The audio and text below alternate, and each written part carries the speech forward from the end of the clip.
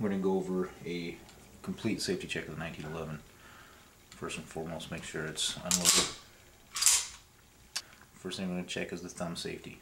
This is fire position. This is the safe position, obviously. With it in the safe position, depress the grip safety and pull the trigger. The gun should not fire. Release the thumb safety, and when you release the thumb safety, the hammer should stay cocked. Alright, from that point, before you do the next safety check, do not touch the hammer, do not touch the trigger. If you've done that, start over. I'm not going to put my face on video because I'm too ugly for it, but what you're going to do is you're going to hold the gun up next to your ear in a very quiet environment. You're actually going to put your ear right up against the side of the gun and then very gently pull back on the hammer as if you're bringing it past the cocked position. While doing that, you're going to listen for a click.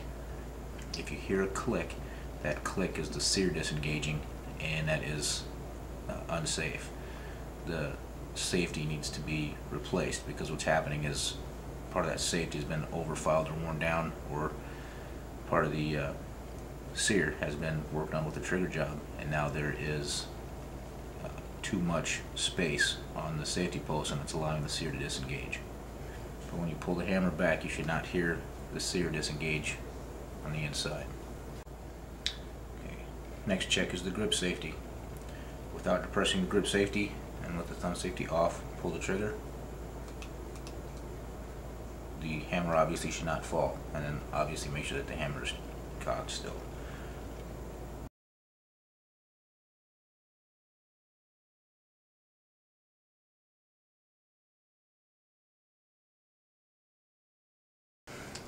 At this point, you're going to repeat the sear safety check, and that is to check that the grip safety is properly engaging and keeping the sear from moving the same way as the thumb safety did.